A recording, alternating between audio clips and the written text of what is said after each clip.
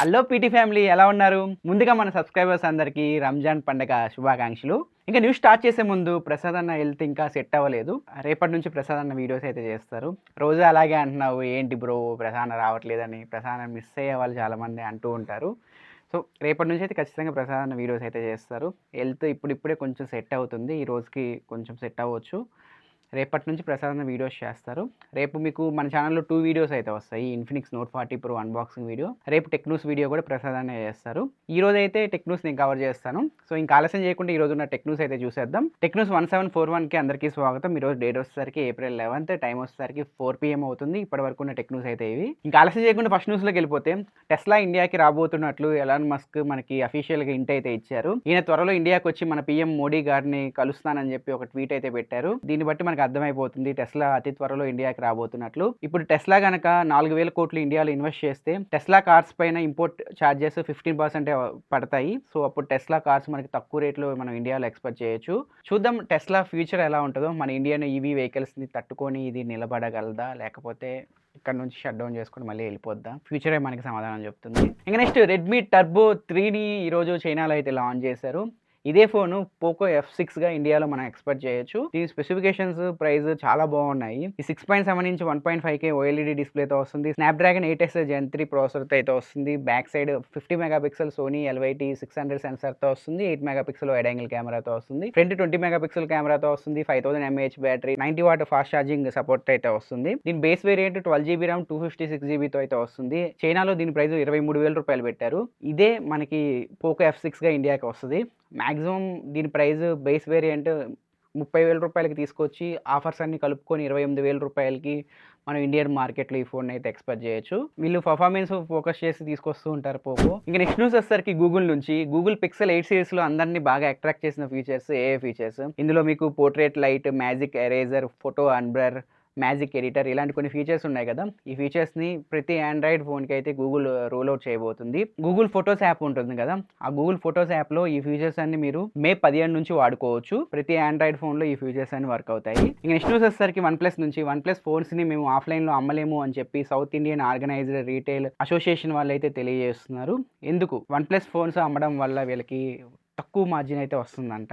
Offline targeted mobiles అమ్మితే వాళ్ళకి ఎక్కువ లాభాలు అయితే వస్తాయి. వన్‌ప్లస్ అనేది ఆన్లైన్ బ్రాండ్ కాబట్టి తక్కువ మార్జిన్‌తో వీళ్ళు అమ్మాల్సి వస్తుంది కస్టమర్స్కి. సో వీళ్ళకి కొంచెం లాస్ వస్తుంది అని చెప్పి వీళ్ళకి ఏం మిగలట్లేదు అని చెప్పి వీళ్ళు వన్‌ప్లస్ ఫోన్స్ని అయితే మే నుంచి వాళ్ళ స్టోర్స్లో అమ్మడానికి వీళ్ళు నిరాకరిస్తున్నారు. చూడాలి వన్‌ప్లస్ దీనిపైన ఎలా రియాక్ట్ అవుతుందో. వాళ్ళతో ఏమైనా మాట్లాడి కొంచెం ప్రాఫిట్ మార్జిన్ పెంచుతారా, ఆఫ్లైన్లో కొంచెం ఎక్కువ రేట్కి వన్‌ప్లస్ ఫోన్స్ అమ్ముతారా లేదో ఫ్యూచరే మనకి సమాధానం చెప్తుంది. మే నుంచి అయితే వన్‌ప్లస్ ఫోన్స్ అయితే మ్యాక్సిమం ఆఫ్లైన్ స్టోర్స్లో మనకి కనిపించవు. వన్‌ప్లస్ మెయిన్ స్టోర్స్ ఉంటాయి కదా, వన్‌ప్లస్ అఫీషియల్ స్టోర్స్, వాటిలో అయితే వన్‌ప్లస్ ఫోన్స్ అయితే మనకి కనిపిస్తాయి ఆఫ్లైన్లో. ఆన్లైన్లో అమెజాన్లో ఎక్స్క్లూజివ్గా మీకు వన్‌ప్లస్ ఫోన్స్ అయితే లభిస్తాయి. ఇక నెక్స్ట్ న్యూస్ వచ్చేసరికి హెచ్డిఎఫ్సి నుంచి హెచ్డిఎఫ్సి వాళ్ళ యూజర్స్కి కొన్ని హెచ్చరికలు అయితే జారీ చేసింది. మీరు కనుక హెచ్డిఎఫ్సి మొబైల్ యాప్ యూస్ చేస్తుంటే ఈ జాగ్రత్తలు తీసుకోమని చెప్పి హెచ్డిఎఫ్సి వాళ్ళ కస్టమర్స్ని అయితే కోరుతుంది. హెచ్డిఎఫ్సి బ్యాంక్ యూజర్స్కే కాదు, మిగిలిన బ్యాంక్స్ యూస్ చేస్తారు కదా, వాళ్ళకి కూడా ఈ టిప్స్ అయితే యూజ్ అవుతాయి. అసలు వీళ్ళు ఏం చెప్పారు? ఫస్ట్ వన్, ఒకవేళ మీరు మొబైల్లో బ్యాంకింగ్ యాప్స్ యూస్ చేస్తుంటే ఖచ్చితంగా మీ మొబైల్లో బ్లూటూత్ అయితే ఆఫ్ చేసుకోమని చెప్పి వీళ్ళు సలహా ఇస్తున్నారు. ఎందుకంటే హ్యాకర్స్ బ్లూటూత్ ద్వారా మన ఫోన్కి కనెక్ట్ అయ్యి మన ఫోన్లో ఉన్న బ్యాంకింగ్ డీటెయిల్స్ వాళ్ళు యాక్సెస్ చేసే అవకాశం ఉంటుంది. సో అందుకని మీరు బ్యాంకింగ్ యాప్స్ యూస్ చేసేటప్పుడు మీ ఫోన్లో బ్లూటూత్ ఆఫ్ చేసుకోమని చెప్పి వీళ్ళు చెప్తున్నారు. సెకండ్ వన్ వచ్చేసరికి మీరు ఎప్పుడైనా బయటికి వెళ్తారు, పబ్లిక్ వైఫై యూస్ చేసి మొబైల్లో మీ బ్యాంకింగ్ యాప్స్ని అయితే యూస్ చేయకండి. మీ బ్యాంకింగ్ యాప్స్ లోపలికైతే మీరు లాగిన్ అవ్వకండి అని చెప్పి వీళ్ళు చెప్తున్నారు. సో పబ్లిక్ వైఫై ద్వారా కూడా హ్యాకర్స్ మన బ్యాంక్ డీటెయిల్స్ని కాజేసే అవకాశాలు అయితే ఉంటాయి. చాలామంది బ్యాంకింగ్ యాప్స్ యూస్ చేసిన తర్వాత పని అయిపోద్ది కదా, పని అయిపోయిన తర్వాత డైరెక్ట్గా క్లోజ్ చేస్తారు. అలా కాకుండా లాగౌట్ చేసి ఆ తర్వాత మీ బ్యాంకింగ్ యాప్ని మొబైల్లో క్లోజ్ చేయమని చెప్పి హెచ్డిఎఫ్సి బ్యాంక్ వాళ్ళు అయితే చెప్తున్నారు. చాలామంది మొబైల్స్ రిపేర్ వస్తాయి. మీ మొబైల్ని రిపేర్ షాప్కి ఇచ్చే ముందు మీ బ్యాంకింగ్ యాప్లో మీ అకౌంట్ లాగౌట్ అయిందో లేదో ఒకసారి క్రాస్ చెక్ చేసుకొని మొబైల్ రిపేర్ షాప్కి అయితే ఇవ్వండి. చాలామంది వాళ్ళ phone lock and mobile banking login password ఇష్టపడు, 2 సేమ్ పెట్టుకుంటారు. అలా పెట్టుకోకండి అని చెప్పి హెచ్‌డిఎఫ్‌సి వాళ్ళ కస్టమర్స్‌కి అయితే సలహా ఇస్తుంది. ఇప్పుడు నేను చెప్పిన ఈ టిప్స్ హెచ్‌డిఎఫ్‌సి యూజర్సే కాదు, మిగిలిన బ్యాంక్ యూజర్స్ కూడా ఈ టిప్స్ పాటించి మీ బ్యాంకింగ్ అకౌంట్‌ని అయితే సేఫ్‌గా అయితే ఉంచుకోండి. Next deal of the day వచ్చేసరికి AirPods Pro second generation type C పోర్ట్‌తో అయితే వస్తుంది. ఇది యాక్చువల్‌గా సెల్లింగ్ ప్రైస్ 20,000 రూపాయలకి అమ్ముతున్నారు.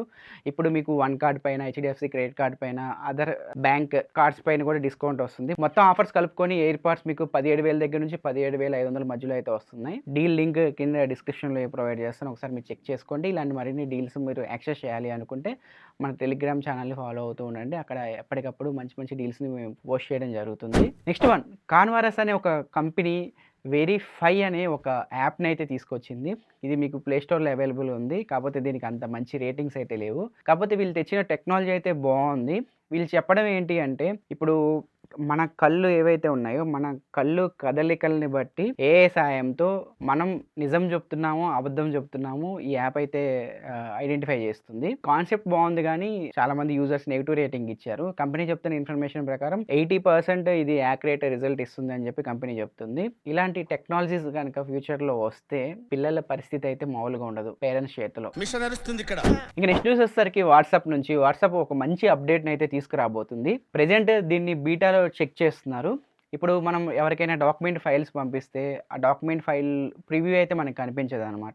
చాలామంది ఆ డాక్యుమెంట్ ఫైల్స్‌లో ఏముంది అని చెప్పి తెలుసుకోవడానికి దాన్ని డౌన్లోడ్ చేసుకుంటూ ఉంటారు.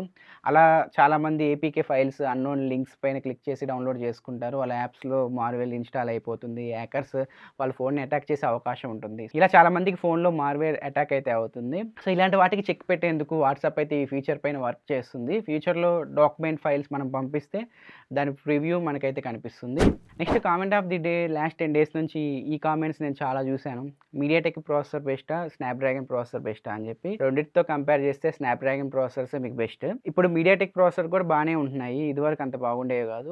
ప్రెజెంట్ వచ్చే మీడియాటెక్ ప్రాసెసర్స్ కూడా బాగానే ఉంటున్నాయి. ఈ రెండిట్లో ఏది బెస్ట్ అంటే స్నాప్‌డ్రాగన్ ప్రాసెసర్ బెస్ట్. ఇంకా నెక్స్ట్ న్యూస్ వచ్చేసరికి రీసెంట్‌గా కేంద్ర ప్రభుత్వం 23 డాగ్ బ్రీడ్స్‌ని అయితే బ్యాన్ చేసిన సంగతి మన అందరికీ తెలిసిందే. ఇప్పుడు దీనిపైన కర్ణాటక హైకోర్టు అయితే స్పందించింది. సెంట్రల్ గవర్నమెంట్ ఈ 23 డాగ్స్‌ని బ్యాన్ చేయడం అంత కరెక్ట్ కాదని చెప్పి వీళ్ళు సెంట్రల్ గవర్నమెంట్‌ని అయితే కోరారు. హైకోర్టు సెంట్రల్ గవర్నమెంట్‌కి ఏం చెప్పిందంటే, పెట్ ఆర్గనైజేషన్స్ ఉంటాయి కదా, ఫస్ట్ పెట్ ఆర్గనైజేషన్స్ ఏవైతే ఉన్నాయో వాళ్ళని సంప్రదించండి. ఏ డాగ్ మనకి సేఫ్, ఏ డాగ్ మనకి ప్రమాదకరం, దానిపైన రీసెర్చ్ చేసి అప్పుడు ఈ డాగ్ బ్రీడ్స్‌ని అయితే మీరు బ్యాన్ చేస్తే బాగుంటుంది ఇండియాలో అన్నట్లుగా కర్ణాటక హైకోర్టు సెంట్రల్ గవర్నమెంట్‌ని అయితే కోరింది. ఇప్పుడు సెంట్రల్ గవర్నమెంట్ బ్యాన్ చేసిన డాగ్స్‌లో కొంతమంది పెంచుకునే డాగ్స్ కూడా ఉన్నాయి. సో వాళ్ళు చాలా ఫీల్ అవుతున్నారు ఆ డాగ్స్ ఇండియాలో బ్యాన్ అయినందుకు. ఇప్పుడు వీళ్ళు సెంట్రల్ గవర్నమెంట్ తీసుకున్న డిసిషన్‌ని ఒకటికి 2 సార్లు క్రాస్ చెక్ చేసుకొని మళ్ళీ కొత్త జీవో దీనిపైన పాస్ చేయమని చెప్పి కర్ణాటక హైకోర్టు అయితే సెంట్రల్ గవర్నమెంట్‌ని కోరింది. చూద్దాం సెంట్రల్ గవర్నమెంట్ దీనిపైన ఎలా స్పందిస్తుందో. ఇంకా నెక్స్ట్ న్యూస్ వచ్చేసరికి ఇన్‌స్టాగ్రామ్‌లో ఒక వీడియో వైరల్ అవుతుంది. అవ్వట్లేదు, మేమే చేస్తున్నాము. చూడొచ్చు, ఆ వీడియో మీకు స్క్రీన్ మీద కనిపిస్తూ ఉంది. క్యూఆర్ కోడ్ స్కాన్ చేశాడు. లోపల నుంచి ఏదో వచ్చి పడింది. ఏదో అనుకున్నారు, టీ వచ్చి పడిందనమాట. ఆ నెంబర్ ప్లేట్‌ని అయితే టీ పెట్టుకోవడానికి వాడుకుంటున్నారు. ఈ టెక్నాలజీ చాలా బాగుంది. అసలు ఇది ఎలా ఇంప్లిమెంట్ చేశారో చెప్పట్లేదు కానీ ఇవి చిన్న వీడియో క్లిప్ అయితే సోషల్ మీడియాలో వైరల్ అవుతుంది. ఈయన బైక్‌ని అయితే ఒక టీ స్టాల్‌గా మార్చేశాడనమాట. ఇంకో న్యూస్ అయితే ట్విట్టర్‌లో వైరల్ అవుతుంది. షేక్ అనే ఒక వ్యక్తి తనకి అర్జెంట్‌గా వెళ్ళాలి అని చెప్పి యూబర్‌లో, ఓలాలో క్యాబ్ బుక్ చేశాడనమాట. యూబర్‌లో, ఓలాలో ఆయనకు ఒకటే క్యాబ్ బుక్ అయిందనమాట. ఒకే నెంబర్ క్యాబ్ రెండిట్లో బుక్ అయింది. సో ఈ ఇన్సిడెంట్‌ని ఆయన తన సోషల్ మీడియా పేజ్‌లో అయితే పోస్ట్ చేశారు. ఇప్పుడు తను దేనిలో వెళ్ళాలి? ఓలాలో వెళ్ళాలా? ఊబర్‌లో వెళ్ళాలా? ఏది తక్కువ రేట్ ఉంటే దానిలో వెళ్ళాలన్నమాట. ఎప్పుడైనా మీకు కూడా ఇలాంటి ఇన్సిడెంట్స్ జరిగాయా? Funny incidents? మీ అభిప్రాయాలను కింద కామెంట్ సెక్షన్‌లో అయితే తెలియజేయండి. ఇది ఫ్రెండ్స్ ఇప్పటివరకు ఉన్న టెక్ న్యూస్ అయితే. టెక్ న్యూస్ మీకు నచ్చింది అనుకుంటున్నాను. ఒకవేళ వీడియో నచ్చితే కింద లైక్ బటన్ ప్రెస్ చేయండి. ఈరోజు ముంబై ఆర్‌సీబీ మ్యాచ్ జరుగుతుంది అనుకుంటా. సో మా టెక్ న్యూస్ పోస్ట్ అయ్యేసరికి కొంచెం లేట్ అవుతుంది. సో మ్యాచ్ మధ్యలో వచ్చి మా టెక్ న్యూస్ చూడాలని చెప్పి నేను ఆశిస్తున్నాను. సో రేపు టెక్ న్యూస్ ఎపిసోడ్‌తో మీ ముందుకి ప్రసాద్ అయితే వస్తారు. అందువల్ల నేను సలహా తీసుకుంటున్నాను. Tata, by by.